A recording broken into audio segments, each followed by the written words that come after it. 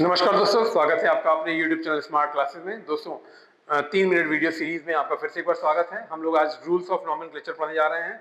7 rules पढ़ेंगे, बहुत आराम से ध्यान से पढ़ेंगे।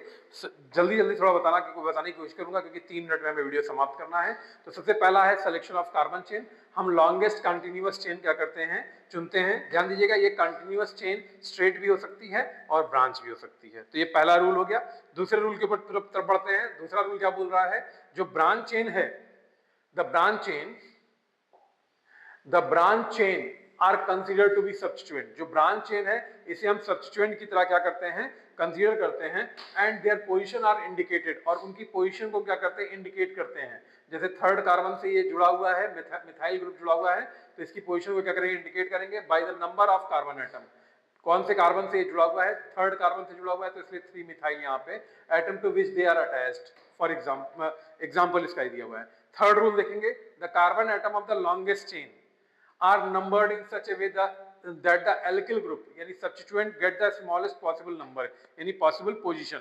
यानी हम इस तरीके से काउंट करना शुरू करेंगे कि जो ये हमारा ब्रांच चेन है, यानी जो मेथिल ग्रुप है, यानी जो प्रीफिक्स है, ये इसे क्या मिले, लोएस्ट पॉसिबल पोजीशन मिले। लोएस्ट पॉसिबल पोजीशन किधर से मिलेगी, इधर से काउंट करेंगे तो मिलेगी, इधर से काउंट करेंगे तो नहीं मिलेगी। यहाँ से काउंट कर रहे हैं, देखिए ये काउंट कर रहे हैं तो फर्स्ट सेकंड पे लोएस्ट पोजीशन मिल जा रही है, और इधर से काउंट कर रहे हैं तो ये क्या हो जा रहा है, रॉन्ग हो जा रहा है। मैंने इसका लंबा वीडियो भी बना के डाल दिया है, अगर आप देखना चाहें तो आप देख सकते हैं। डिटेल वीडियो है वो, वहां पे मैंने इसको थोड़ा बेटर तरीके से एक्सप्लेन, टाइम लेकर के एक्सप्लेन करने की कोशिश की है। वो उसको भी आप देखिएगा, अगर आपको समझ में आएगा तो वो भी बेटर रहेगा आपके लिए, क्योंकि ये यहाँ से आपके पास नंबर 100% नंबर यहाँ से आपको ये देगा। The positions of alkyl group are indicated by the writing position and name of the that alkyl group before the name of parent hydrocarbon. ध्यान दीजिएगा, पैरेंट हाइड्रोकार्बन क्या होता है, पैरेंट हाइड्रोकार्बन जो मेन चेन होती है उसे हम पैरेंट हाइड्रोकार्बन बोलते हैं। तो पैरेंट हाइड्रोकार्बन कौन है इसमें, ये पैरेंट हाइड्रोकार्बन है।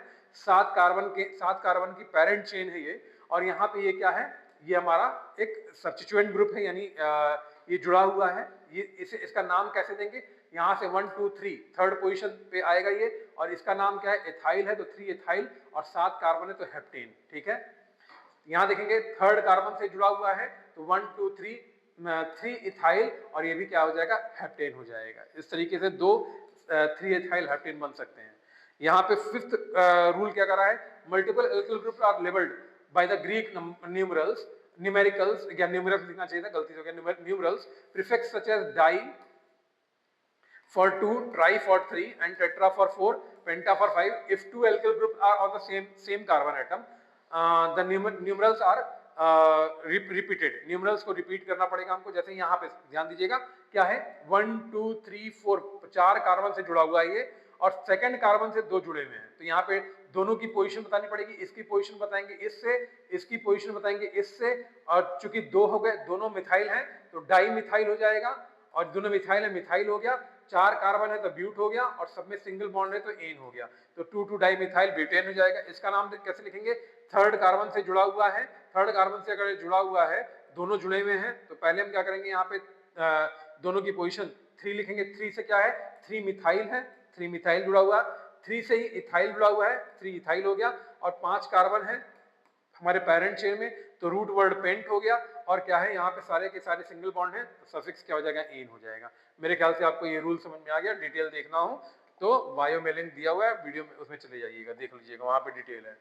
चलिए, इन case any functional group also present, अगर कोई फंक्शनल ग्रुप भी हो, अगर अभी तक सब्स्टिट्यूएंट ग्रुप था, in case any functional group is also present in the chain, then number of carbon atom are numbered in such a way that the functional group get the smallest possible number।